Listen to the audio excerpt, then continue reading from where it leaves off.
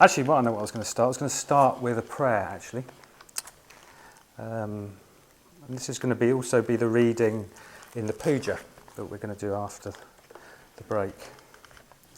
And this prayer is a praise to Aryatara. So Aryatara is one of the transcendental bodhisattvas.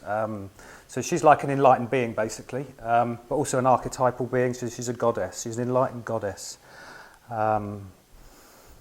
And in the Indian tradition, in the Tibetan tradition, there's a lot of reverence and a lot of devotion to these different bodhisattva figures. So Aryatara is one of those figures. Homage to the venerable Aryatara, wide-eyed mother, protector of the triple worlds, mother of all Buddhas of past, present and future. Though unmoving from the state of non-dual gnosis, your power of compassion works endless good for those who come and go. I bow in homage to you, O kind mother. Your body is green.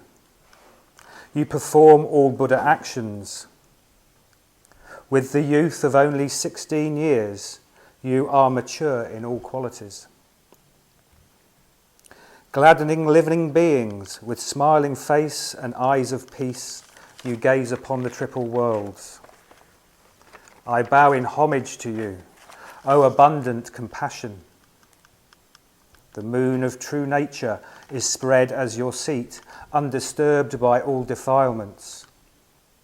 You sit as a Vajra on your lotus seat, all obscurations abandoned. Your aura is the moon of bliss, waxing full, immaculate. Homage to you of great immaculate bliss. Arrayed in wondrous garments and endless gems, with right hand granting boons, you give your followers siddhis. In the left, a faultless lotus bloom, image of purity. Your two hands are wisdom and method united. Homage to you of the body of union, beyond all coming and going. As I pay homage with body, speech and mind, I beg you pardon my low understanding and my inferior prayers and worship and broken intentions, overwhelmed by the defilements. Oh please, I beg you, hold me up with your compassion. Your body is adorned with the signs of infinite virtue. Though I may praise you in joy for but a fragment of a moment, grant me the eternal sight of your face and the supreme path to high rebirth and liberation by guiding me as the highest perfect path. Remembering us, O Mother of Love, guard and protect us, and all around us turn away the bad conditions of this life, sever the entrance to the realms of woe in the next, and make our minds wholesome and pure.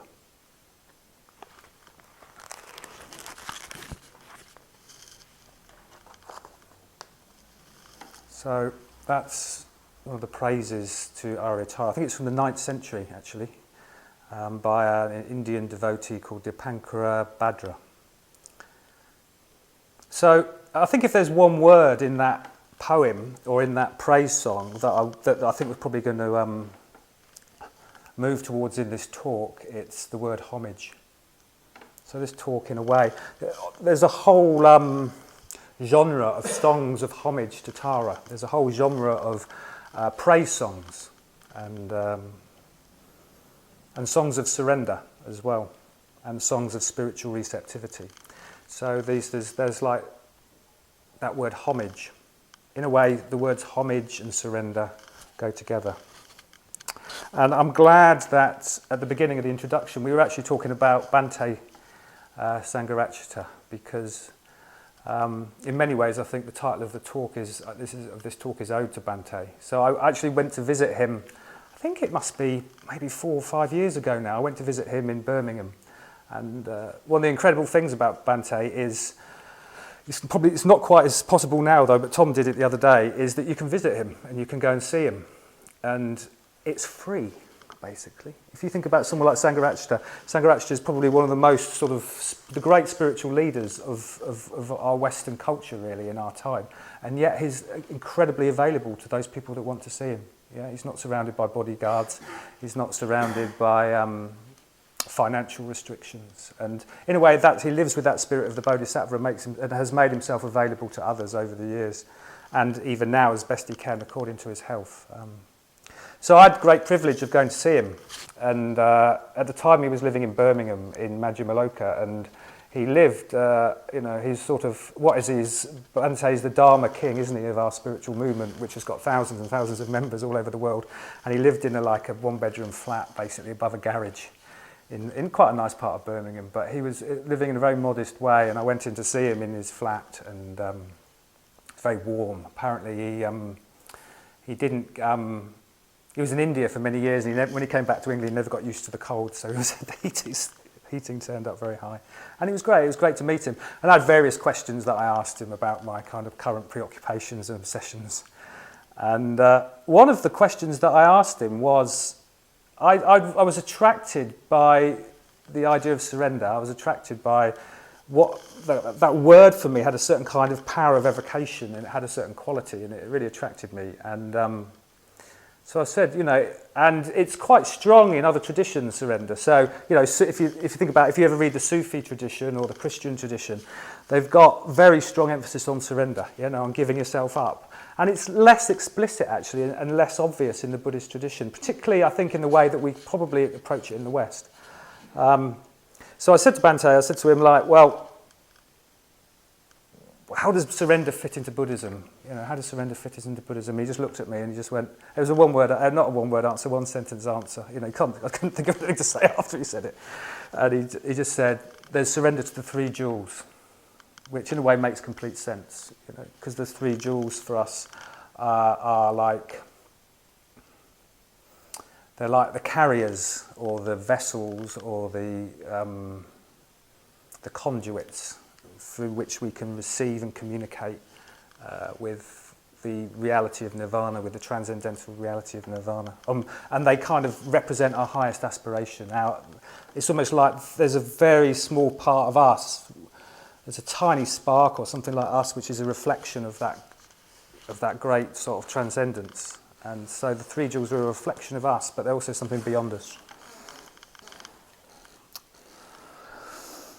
So I went away and, experimented with surrendering, and it's actually not a very easy thing to do, surrender. It's one of those things you can't actually make yourself do it. Like, oh God, surrender. And you can't actually do it, You can't do it as a kind of conscious process. So it's quite a kind of mysterious thing as well, actually, surrender. It's quite a mysterious process.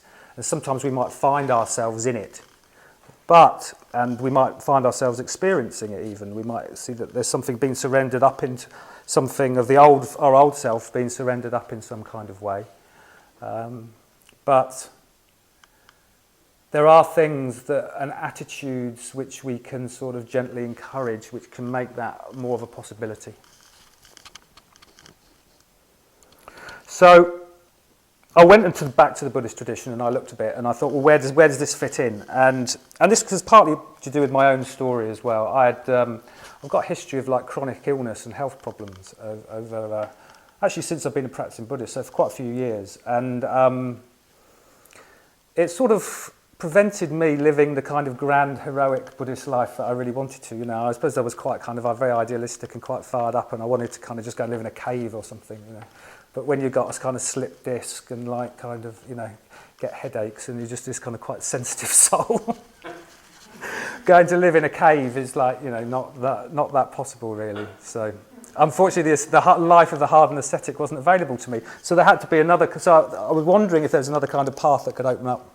So it's quite personal to me, this material as well, because in a way it's been my path, I think, over the last perhaps 10 years in some ways. And the place where I could most find it was in... So in Buddhism you have the 6 paramitas, or the 6 perfections. They're like one of the expressions or the articulations of the path. There's 6 of them. And one of them is shanti. which is actually very similar to the word that we chant at the end of the puja as well. And it's got quite a lot of meaning to it, this word shanti. I'll say a little bit more about that in a minute. And the shanti paramita, the shanti perfection, is perhaps the perfection which has got the most to offer us in terms of kind of thinking about how we might surrender in terms of the Dharma. The shanti paramita is part of the bodhisattva path, part of the bodhisattva ideal. So there's a kind of element of devotion involved in it, and many other things. And shanti is paired with virya. So these perfections are paired, and sometimes you can see them as kind of masculine and feminine aspects. So virya is like virya is the guy who goes up and gets in the cave, basically. Yeah. So there's a line. And virya is considered to be kind of archetypally kind of quite masculine quality. They say with no virya there is no path. Yeah. So without making any effort, or without sort of striking out in some sort of way, there is no path. It's not possible. We do have to kind of move ourselves out of our old selves, out of our old conditioning, out of our old lives. And if you look at the life story of Shakyamuni Buddha, the historical Buddha, there's this very strong, quite archetypally masculine, striving kind of quality. And he talks about it a lot. You know, he's like the monks are encouraged to strive and strive and strive for nirvana. And this is just a little picture of the Buddha. So when part of his journey, I don't think he's gone through the ascetic stage yet. He's still in the aesthetic stage. And he says, still in search of what is good, seeking the supreme state of sublime peace, I wandered by strange stages through the Magadhan country, and at length arrived at Senangnigama, near Uruvela. There I saw an agreeable plot of ground, a delightful grove, a clear flowing river with pleasant smooth banks, and nearby a village as alms resort. I thought, this will serve for the struggle of a clansman who seeks the struggle. So this will serve for the struggle of a clansman who seeks the struggle. So at this point, the Buddha's very fixated on the struggle, yeah, the battle for enlightenment. And there's this quality, you find it in lots of parts of the tradition. So if you look at the Tibetan tradition, you know, there's a lot of talk in certainly the kind of ascetic part of the Tibetan tradition of sort of battling demons, for example. Yeah, so life is seen as a kind of form of spiritual warfare or of struggle constantly and of overcoming ourselves. This will serve for, he's looking for a place where he can fight. He's looking for a place where he can stake out his ground and struggle. This will serve for the struggle of a clansman who seeks the struggle. So that's the kind of masculine pairing of virya that goes with shanti. But shanti's got a very different meaning. Shanti's got more of an archetypally feminine quality. Perhaps in some ways it's got more of the quality of some of Tara or certain aspects of Tara. Shanti can refer to lots of sort of things. Shanti has meanings of patience, of tolerance, of forbearance, and of spiritual receptivity. It's also associated with quality of humility. And also, I think, and one of the things I'm going to talk about is it's associated with the qualities that are involved in praying as well, and of practicing prayer. And humility is quite an important part. Humility has been quite an important part of the path for me as well. In some ways, there's not an awful lot said about humility either in the Buddhist tradition. I think it's one of those things that's assumed, but one of those things that I think I've possibly been able to miss out for quite a long period of my spiritual life. But it's not talking about humility in any kind of self-conscious sort of way. So Garavachitta does talk about humility in a number of places, and he always talks about Uriah Heep, who's that figure from Dickens' novel, he's this kind of, I'm ever so humble, sir, I'm ever so humble. And I guess in maybe sort of Victorian English society, there was this kind of culture of humility. But actually, in anything, we've got our current culture is quite different, isn't it? We're asked to kind of aggrandise ourselves, and yeah, we're not being very humble with our CVs, are we, or our Facebook pages very often. You know, it's like, you know, this is the party I never went to. These are the friends I don't have. These are the qualities that I don't have. So Shanti, it's also got qualities of openness, of receptivity, of allowing, of being with, of letting be, of letting go, and of waiting. It's also got qualities of suffering, actually. There's an aspect of suffering involved in Shanti as well. Yes. In some ways, it really kind of opens up and kind of speaks to that part of our life where we really can kind of sometimes find life quite difficult, yeah? Where despite our greatest, our highest hopes for ourselves, the reality of our situation and as conditioned beings is we hit that limitation, and I'm going to talk a bit more about that later.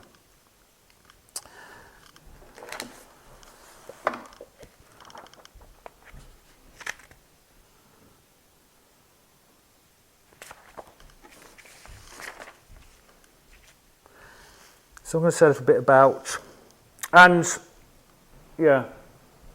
resistance to suffering. Yeah, resistance to letting go, resistance to allowing, resistance to being with. So I've got a quote from Sangharakshita. There's a number of quotes I'm going to read from Sangharakshita, which are from this book, The Bodhisattva Ideal, where he's got a chapter on Shanti.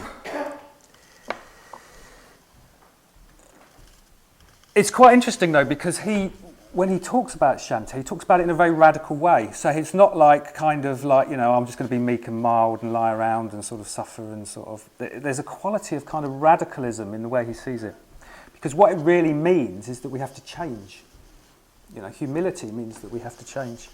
So one of the quotes from him says, receptivity means being prepared for a radical change in one's whole mode of being, one's whole way of life, one's whole way of looking at things. And it is this we resist. It is this we protect ourselves against. Yeah? Receptivity means being prepared for a radical change in one's whole mode of being. So when he's saying a whole mode of being, he's not saying like it means making a change like for like 3 hours a night or 3 hours a week when I go to the Buddhist centre, yeah, or like, you know, or doing nothing. It's a radical change in the whole quality of our being. So our being is, in a way, our deepest orientation, isn't it? It's the deepest part of ourselves, that part of ourselves which is... it's the part of ourselves where we care most. It's the part of ourselves where we care most about ourselves and about other people. So it's calling for a radical, being open to the possible, being prepared for a radical change in one's whole mode of being, our whole way of living. And it's against this we resist. So there's a resistance to it. Yeah. It is this we protect ourselves against. So we are actively resisting. Yeah? We are actively seeking not to surrender to the three jewels. We are actively resisting surrendering to our own deepest heart, our own deepest aspiration for ourselves and for other people. So I'm going to explore this question of resistance in the rest of the talk. And I've kind of taken it into three kind of areas. Intellectual resistance, emotional resistance, and resistance to dukkha, which is suffering or unsatisfactoriness, and the three marks of existence, which are impermanence, dukkha itself, and emptiness or non-self or egolessness, which are very, especially with the emptiness and egolessness ones, it's quite an abstract way of describing something which actually might not be that abstract in some ways. So I'll start by looking a little bit at intellectual resistance.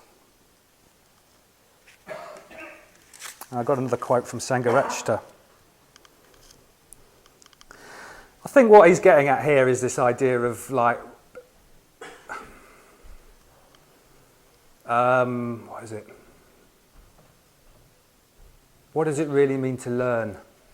What does it really mean to be a student of the Dharma? What does it really mean to listen to the Dharma and to study it and to try and more deeply understand it? What does it mean to be a student? In the fullest sense, not in the sense of passing an exam or gaining a certain kind of knowledge, but in the sense of being a student so that our whole of our being, so it begins to influence our being. He says, of course we are not complete fools. We'll say, oh yes, I've got a lot more to learn, but we don't mean it. We don't feel it. We don't really connect with what such a statement implies. That we might need actually to change the way we think and behave. Yeah? So there's this link between thinking and behaviour. Yeah?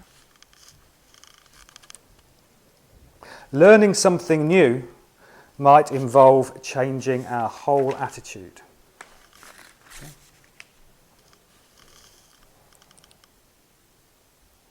Of course, we are not complete fools. Perhaps we are, isn't it, is what he's saying. Of course we are not complete fools. We'll say, oh yes, I've got a lot more to learn. Oh yes, I'm humble. But we don't mean it, we don't feel it. So there's meaning it and feeling it, knowing it. We don't really connect with what such a statement implies. That we might need actually to change the way we think and behave. Learning something new might involve changing our whole attitude. So what kind of things are there? Intellectual resistance is really talking about views in the Buddhist sense. So you've got views are really, really interesting. Views are really, really, really interesting. Views are like the way we construct the world. Yeah, so they're the way that we see in the world. So they're like a kind of projection they're a kind of modelling of the world that we make. Yeah. So what we're doing by having a set of views is we're saying that the world is a certain way. So not only are we saying it though, but then the trouble is that we really start to believe it. So there's this very deep connection with views and emotion. Yeah, there's this sense of views. So views are not just kind of intellectual ideas in the sense. Views are deep-seated beliefs. Yeah, we will die for our views. Yeah, you'll run down the street for a view. Yeah, you might deny something somebody really needs for a view. You might deny yourself something you really need for a view. And Dharma study and being a student of the Dharma is constantly being a state of challenging those views, of stirring those views, of trying to break them up, of trying to undermine them and question them and inquire about them. Because the one thing that we know about them is that they cause us suffering. Yeah? So it's not other people that cause us suffering. It's not, in a sense, it's not even our emotions that cause us suffering. It's actually more likely to be our views. Intellectual resistance. So we have an unconscious tendency to think we have nothing more to learn. Yeah? So I think what that means is that we're a human being. And we've kind of got all these views, and then we've got that little bit of it that says I've got more to learn. Yeah. But unconsciously, we have a tendency to think that we know it. Yeah. And the reason that we think we know it is that we are desperate to have some kind of sense of security, basically. Yeah. We are desperate because we feel that the only way that we can ever feel at home, and this is misguided, the only way that we can ever feel at home in the world, the only way we can ever feel at peace is if we understand it and control it. Yeah? And that's what motivates these views. Only it doesn't work like that, it's actually the opposite. It's the opposite is that you have to give them up and give up control, and then you'll feel at home. But that's why we resist it. So we have a tendency to think we have nothing more to learn. So what we might include, this is just a few ideas about how that might show up for us in our Dharma practice. So part of it is putting self-imposed limits on where we think we can go with the Dharma. Yeah? Putting self-imposed limits on where we think we can go with the Dharma, how far it can take us or how much it can transform us. Yeah? So the classic thing about this is I went to... I've been to sort of in my younger spiritual days, I was a bit of a kind of equivalent of a kind of spiritual shopaholic. So I used to go to different spiritual teachers. And I went to this guy in London. He's actually a very good spiritual teacher. And this guy came up to him, and it was very interesting. And he said to him, I've been practicing Buddhism for 10 years. And it wasn't quite working for him because he'd gone to see this other teacher who wasn't a Buddhist. And he said, I've been practicing Buddhism for 10 years, and all that's happened is that I've become a little bit calmer and a little bit kinder. Yeah? So I've been practicing Buddhism for 10 years, and all that's happened is that I've become a little bit kinder and a little bit calmer. Actually, it's all right. It's probably not a bad thing to become a little bit kinder and a little bit calmer. But I think you could feel the disappointment, in this guy when he said it. So are we putting self-imposed limits on what the Dharma can do? Yeah? Are we saying, I'll go this far and no further?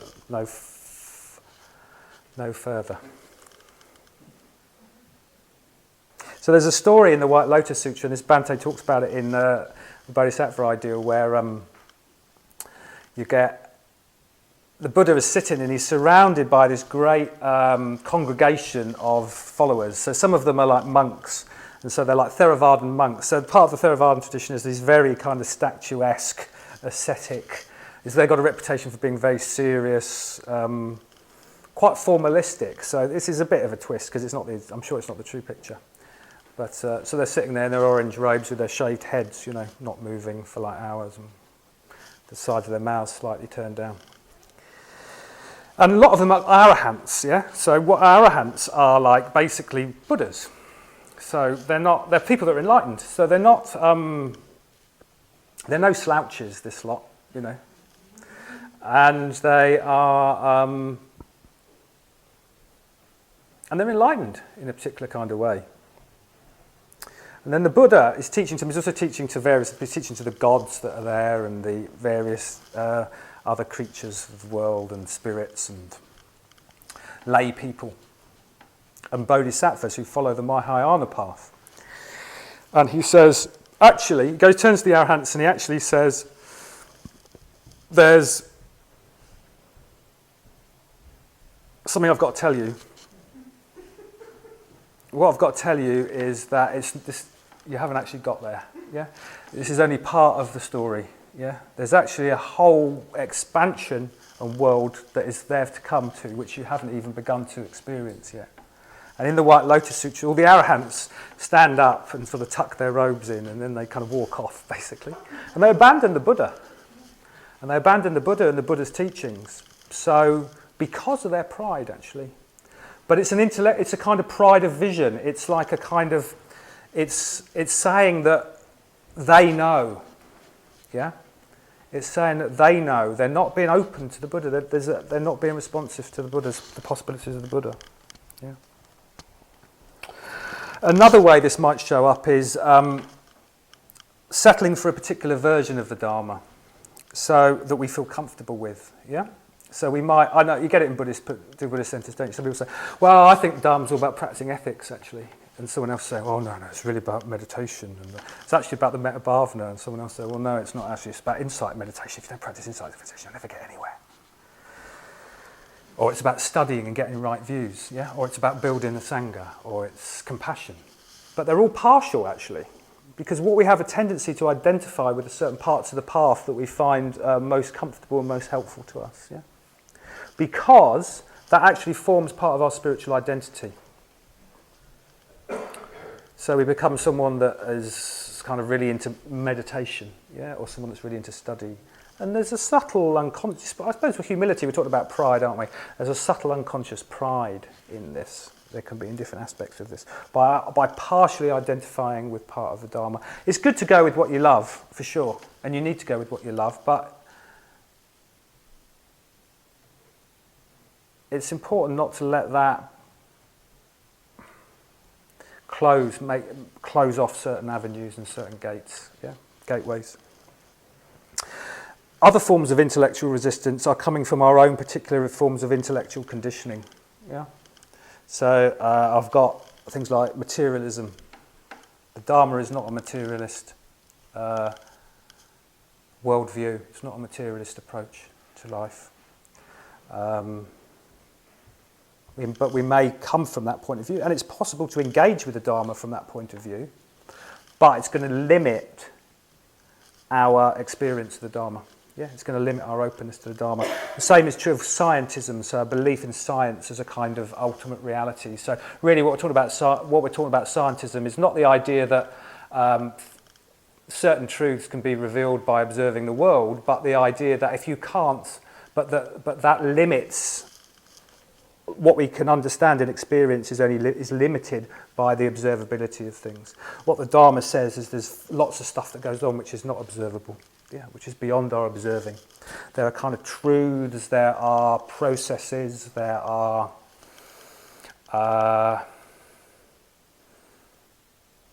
in a way sort of laws of the universe, but they're not measurable, by science. Atheism could be another one. Yeah, or equally eternalism. So you've got, on the one hand, you've got atheism. Yeah, there's no God, there's no divinity in the universe. In the other one, you've got eternalism, which is saying the universe is just purely divine. What the Buddhist teaches is that neither of those are true. Another one might be feminism, I suppose. Yeah, I won't say anything about that one. Because I was saying that because the reason I won't say about that one is because I don't know anything about it much, actually. See, I'm just admitting my kind of intellectual humility there. Good. Emotional resistance. Moving swiftly on. In a way, this goes partly. There's this, and I said for views. There's this. This goes partly with the intellectual stuff as well, but I think it's worth looking at in its own right. Our emotional resistance, attachment. So it's emotional attachment. So what I'm talking about here, I think, is attachment to negative emotion. Yeah. What that is really is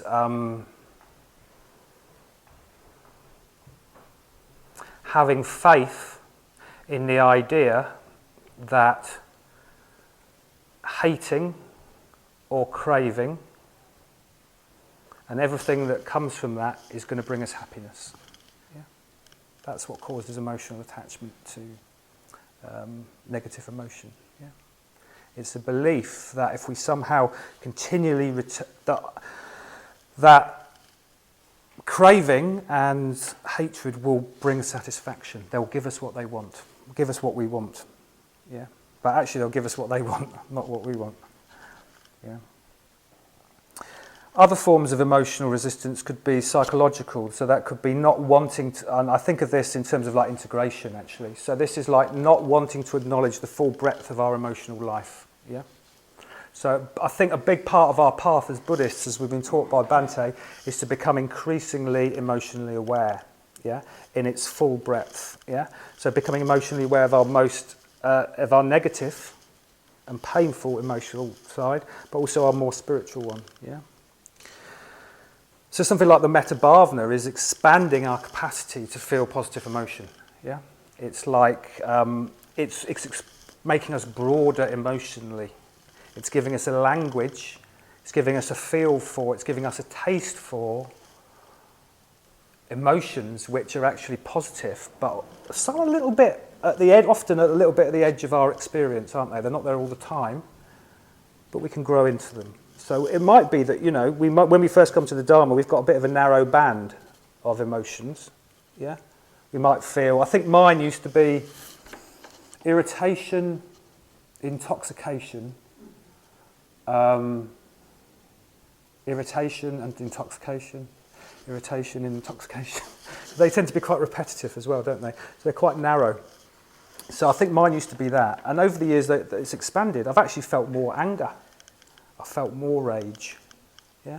I've felt more towards the limits of my emotional life. But I've also felt a lot more love. Yeah. And I think that what I'm saying is not something that anyone would say, anybody who's been practicing wouldn't say. So our emotions are actually a very rich field. They're vibrant and they're subtle. They're not just, not just being irritated. They're not just craving or being intoxicated. There's a whole kind of world. But we feel comfortable with the narrow band of our emotions. Yeah, we feel comfortable with feeling irritated every time somebody doesn't do the washing up, or or we feel comfortable with liking particular kinds of people. And that's the resistance. And we fear, because if we start to experience emotions which are outside of our normal range, that we experience that as a threat to our sense of security and a threat to our sense of self. So so that's a form of resistance. That's why people suppress. It's why we might suppress anger. Yeah, it's also why we might suppress desire. Well, we might even suppress metta or love.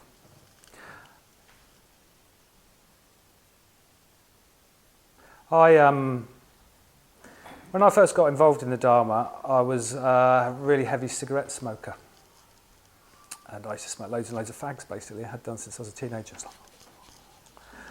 And I learned Tai Chi and I gave up smoking cigarettes, started going to the Buddhist centre, gave up smoking cigarettes, and suddenly I felt all of this positive emotion that I'd been repressing through cigarette smoking. It's really interesting. They say that cigarette smoking is used to suppress negative emotion. For me, I just suppressed loads of positive emotion by smoking cigarettes. Gave up and I started becoming outgoing, friendly,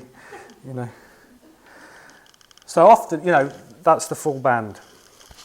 Okay. Emotional resistance to receiving help from others. I think this is a big one for some of us. And also emotional resistance to giving help to others. Yeah. So this is the emotional aspect of interconnectedness. This is our resistance to recognizing that we're interconnected. This is our resistance to recognizing that we rely in a quite radical way on other people. Yeah. We're trained, most people in the West are trained to be islands. We're trained to be emotional islands. We're trained to separate ourselves off, to have our own set of problems. We have an expectation on ourselves that we are the author and the solution to our problems.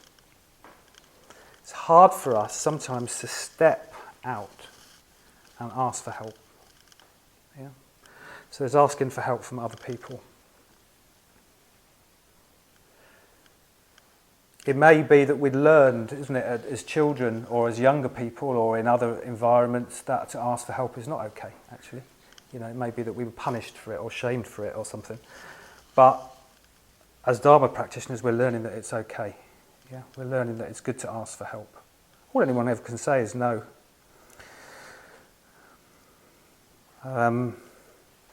So that's asking for help from other human beings, and then there's asking for help from others, from other sources.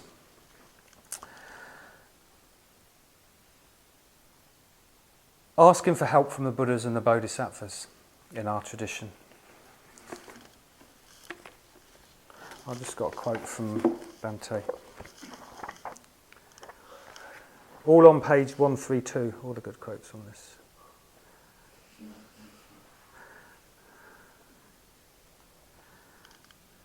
Spiritual receptivity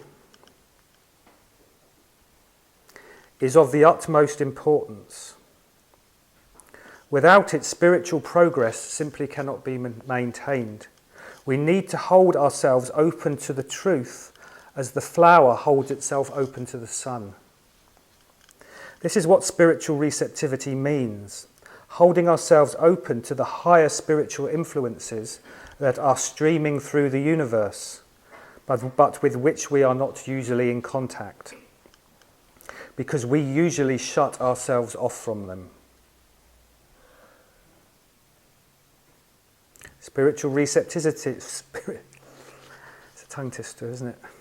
Spiritual receptivity is of the utmost importance. Without it, spiritual progress simply cannot be maintained.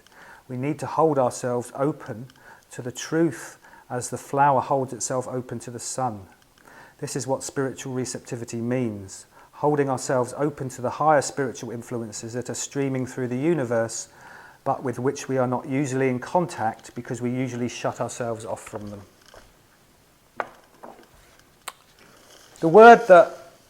The Buddhist word for this is adhisthana. Yeah? It's the word for the blessings of the Buddhas and the Bodhisattvas. It's quite interesting, isn't it? I think with certain kind of perspectives on Buddhism, particularly when you first come in a Buddhist when you first come to Buddhist classes, you could get the idea that it's a kind of psychological self-help program, basically. Yeah, Buddhism, and it's not. Yeah, Buddhism actually is. I won't say it's only this, but it's a kind of religion, basically. We are involved in a religion in the best sense of the word. Yeah. So what this means really, this is asking us the question is, are we resistant to adhisthana? Are we resistant to grace? Are we resistant to the blessing power of the Buddhas?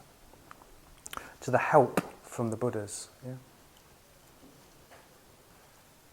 So traditionally there are, particularly in certain parts of Eastern Buddhism, there are two kinds of path. There's what called a self-power path, which is, my Japanese is not very good, tariki. That's probably not the right way to say it. And then there's it's the other way around, isn't it? I can't remember which way around they are, actually. Jiriki is self-power, is it? Yeah. And tariki is other power. So there's the version of the Dharma which is that it's all about personal effort, yeah, which is like the kind of Virya version that was got when I was talking about the Buddha at the beginning, yeah, which is like, get your bum on your meditation cushion, walk up and down, notice your mind states, act, seek. And then there's the other side, which is other power, which is what Bhante's talking about there, which is actually being a flower. Yeah, it might not appeal to you quite as much. Being a flower, waiting for the sun. Yeah, waiting for the light, waiting for the oxygen, and just waiting to grow. So there's grace in the Buddhist path. There's adhisthana. There's blessing that is available to us.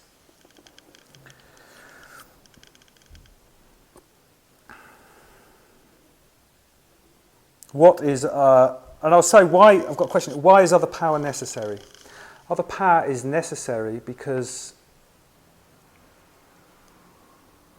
we can't, in a way, trying to just find the answers to the truth on our own and change ourselves without referring to a higher power is like trying to work within a closed system. It's like the trouble is that we are kind of blinded by our ignorance. So it's a bit like we're in a kind of capsule. So the only Dharma practices that we do is within our capsule, yeah? So we live in a little kind of boundaried world, which is the limitations of our own current understanding, which does change and does grow, but it's limited by that, yeah? If we open out to other power, then something else becomes possible, yeah? We become open to influences which are beyond our comprehension and beyond our understanding and beyond our current worldview, yeah? Beyond our current emotional states, beyond our current spiritual understanding and experiences, yeah? So it's possible for something new to happen. That's why we need, or it's helpful, to be open to other power. What that is for us is incredibly personal, actually. It's not like, when I say that we're involved in a religion, we're not involved in a kind of conformist religion in that sense.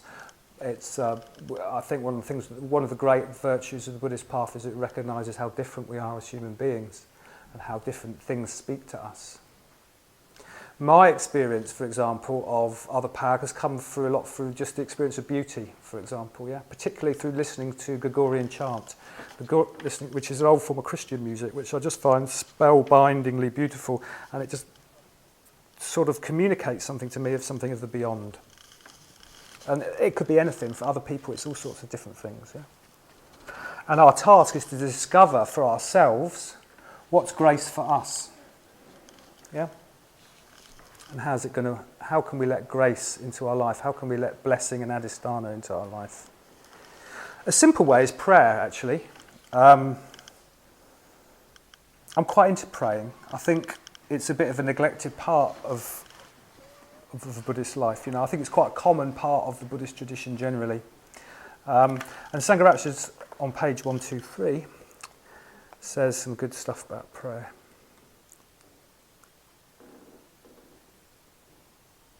How does one become spiritually receptive in this way? For a start, one can pray. As a Buddhist, one need not be too scared of the idea of prayer. It doesn't necessarily have theistic connotations. When a Tibetan Buddhist engages in an activity he calls prayer, he is not praying to God in the sense of the creator of heaven and earth, because such a conception is not part of the Tibetan Buddhist system of belief. He is praying to the Buddha, the Bodhisattvas, or the Dakinis. And the Dakinis are kind of... what are the Dakinis? They're like a kind of group... a bunch of enlightened goddesses and muses. That's what they are. Please forgive me for saying that. Yeah, but they're a bit more edgy than angels. A lot sexier than angels, actually, as well.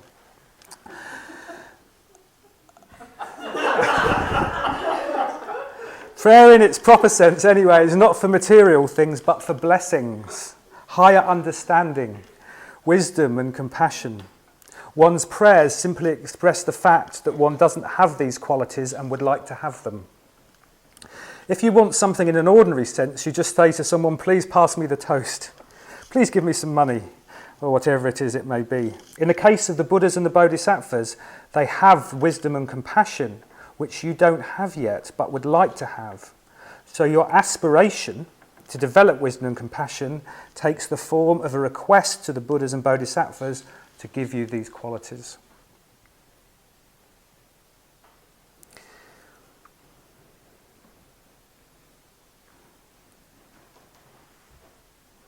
The next sort of 2 paragraphs in this is he kind of backtracks slightly and sort of says, you know, but you've got to remember it's all kind of not quite real and not to take it all too seriously. But I'm not sure I actually agree with that. I think well, he does say, actually, what he says is that you believe it can be true. Yeah? Believe it's possible, believe it can be true. So it's a little bit tricky with sort of the Buddhist sort of way of looking at prayer and stuff like that, because it's easy to be a bit too clever about it, basically, and to do yourself out of the possibilities that it has within it as a spiritual practice.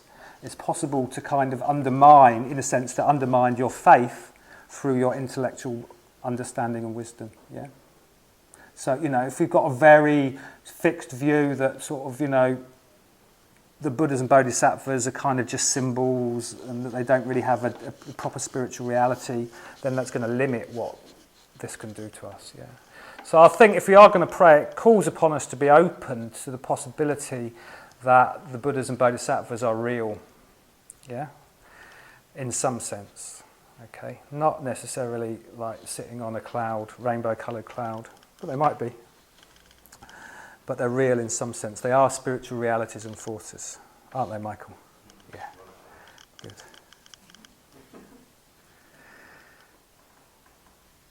So I think it's helpful not to do ourselves out of, you know, we don't need to cheat ourselves of Adhisthana, because we need all the help we can get.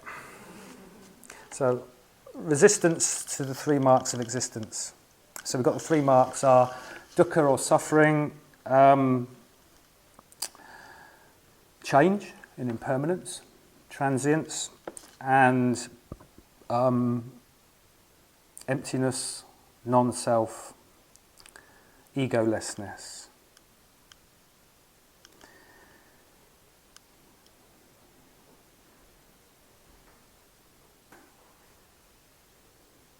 So I think there's a lot in this. This is actually where it gets, you know, in some ways our resistance becomes quite apparent. Because in a way, it's really interesting that I think it's wisdom in the Buddhist tradition. This is what we're talking about, wisdom here. It's really interesting. It's easy to think that wisdom is about quite subtle things. Wisdom is about life. It's about the nitty-gritty, actually, quite often. So one of the marks, so I'm going to say the first thing is that in terms of the 3 marks of existence, we practice denial. Our default position is probably the practice of denial. Yeah? In a way, we're quite unfortunate as human beings in that we are set up in a way to deny the truth of what's actually happening. It's a bit of an uncomfortable position to be in, isn't it? because there's something within us which is absolutely terrified of being without security, being without ground, not knowing who we are, not knowing why we're here, not knowing what we should do. So we practice denial about that. And the most common form of denial is distraction, actually. Yeah. If you want to think, if I want to ask myself, how much am I in denial at the moment about the 3 marks of existence, I might just as well ask myself, how much am I indulging in getting into distractions at the moment, basically. Yeah. And distractions can be anything. At one level, having a kind of high-flying career can be a distraction. At another level, it can be like, just watching a load of rubbish for an hour or 5 on television. It's a distraction. So you know what distracts us. No one needs to be told about distraction. Well, I don't think they do. So the distraction is the activity of denial. And we do it with good reason, to be honest. We don't do it with much success, but we do it with good reason and with hope. And the reason we do it with hope is that what we're hoping isn't there is pain. Yeah? What we're hoping isn't there is dukkha and suffering. The Buddha teaches that life is riddled through with unsatisfactoriness. Yeah? From the top, from the highest heavens to the lowest hells and everything in between, riddled through with unsatisfactoriness. So we turn away, we're orientated to turn away from that unsatisfactoriness, from that pain. So we resist it. If we turn towards pain, if we turn towards unsatisfactoriness, then actually freedom starts to become possible, faith starts to become possible, real change starts to become possible. So we're resistant to pain. The other thing that we're resistant to, and this is where I think the teachings of non-self come in, and the teachings of impermanence, is we're very resistant to being disturbed or unsettled, in our life. In our life generally. So at the moment I'm living in a house where somebody's just moved in and then we are basically kind of remodelling part of our house. So it's a bit like having a load of builders in, except there you're living with them so they never go away. It's quite an unsettling experience. And I'm glad to say that my years of Buddhist practice have gradually taught me to see it as an opportunity and a pleasure rather than just a source of unsatisfactoriness. But it's that disturbance, and actually part of me doesn't want it. Part of me wants things to be the way they were. It's going along okay, But what's interesting is when things are going along okay, what we're normally doing is we're buying into a limitation. We're buying into a certain version of events which we think if we could just hang on to it would be all right. And actually, without realising it, we're buying into dukkha. So you need the dukkha of being disturbed to get you out of the dukkha of being complacent, basically. Yeah. So we need to be prepared or disturbed. So that's a kind of basic way of putting it. But actually, the other thing, what we're really saying here, and I think what the Dharma does, is that it threatens our sense of identity. If the Dharma's working, at least some of the time, you should feel like we should feel like our sense of identity is being disturbed. Yeah? Is being undermined, so we can't find the ground, so we don't know where to take the next step, so we can't rely on our old way of doing things. Because that identity, what the Buddha teaches is that the 3 marks of existence are like a kind of all interwoven, they all interrelate with each other. Yeah. So the dukkha comes from the identity, and the identity comes from the dukkha. So we need to be prepared to be unsettled or disturbed, and this can come up. Actually, if you do insight practices and get involved in meditating and exploring the 3 marks of existence, it quite often comes up as a fear, actually. So it may be that actually if you experience fear in your Dharma practice, it's a really good sign. Yeah, the more scared, the better. As long as you can take it without ending up in the mental hospital. if you're going to end up in the mental hospital, it's probably time to just back off a little bit and have a cup of tea with someone in the Buddhist centre or something. But the more fear, the better, actually. And actually, sometimes we don't have to go looking for it, do we? Sometimes it comes anyway. Things happen in our life, big changes, don't they? They're foisted upon us. We don't even have to choose them. People go, we lose people, and then we get the fear.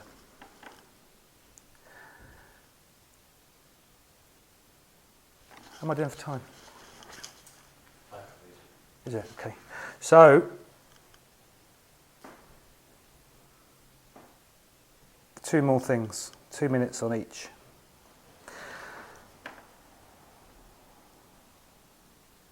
Surrendering in the 3 marks of existence.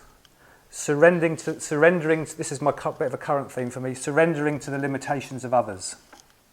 Yeah? So, what that means for me is recognizing that people are who they are, where they are, when they are, yeah? And it's actually perfectly valid and okay for them to be like that, yeah? If I wanted them to be somebody other than that, if I want the future version of them or the past version of them, that's about me, it's not about them, yeah? So we're recognizing the limitations of where other people are at, yeah? So what that really means is accepting other people, yeah? Totally accepting them. What goes with that is recognizing my own limited nature, my own limited conditioning, fully accepting where I am. And that's actually more of a challenge because we actually are kind of programmed to mis-see ourselves, to not see ourselves properly. I think they did some research where they asked loads of university students how good they were in their course. Everybody thought they were in the top half. Everybody thought they were a bit better than normal. Yeah? We all think we're a bit better than normal in different ways. And apparently it's right across all sorts of things. It's a bit of some sort of survival mechanism so we can keep going in our deluded dream about how we're going to get on okay in life. But it's not the truth. Some people might have the other, actually. Some people might have exaggerated negative views about themselves, yeah? Which are also not accurate. So it's hard, really hard to see ourselves, actually, as we really are. We either overestimate ourselves or underestimate ourselves. And I think, going back to humility, I think what humility is when humility is possible, is when we can see who we are, how we really are, right now, when we are, and where we are. It's like when we can really open up to that reality of that. But that requires, I think, a transcendent object. That requires something that's beyond us. I think we can only, as human beings, it's really strange, the only way we can know ourselves is actually by being in relationship to something. And it could just be an ideal, it doesn't have to be a being, of something which is beyond ourselves. Finally, surrendering, to allowing things to be as they are. So this is a radical acceptance, giving up the struggle in life, willed effort, the self-improvement project. This is really talking about death. Non-self is really talking about death.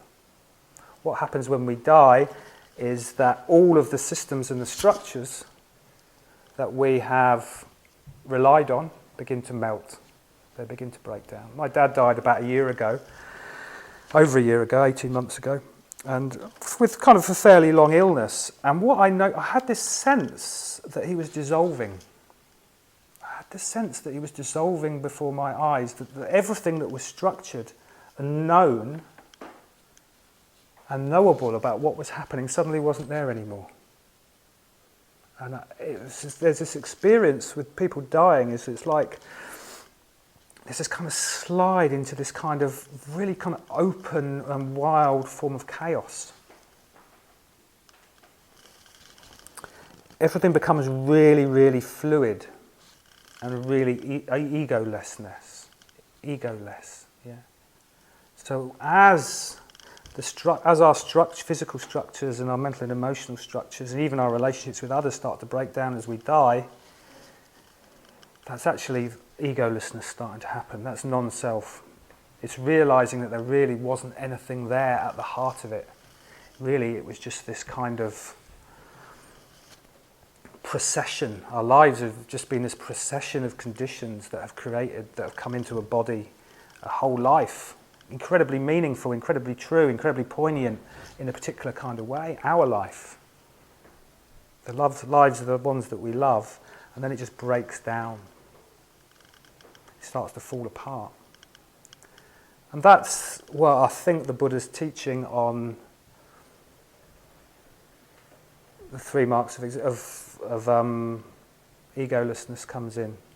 And I think at that point, it's very obvious that all we can do is surrender, actually. Yeah. When death is that close, when death is following us, perhaps in the final months of our life, some of us might not get much of an idea of the run-up, is that the question that's going to be asked of us is, can we just surrender? Can we just stop? Can we just allow it to happen without resisting it?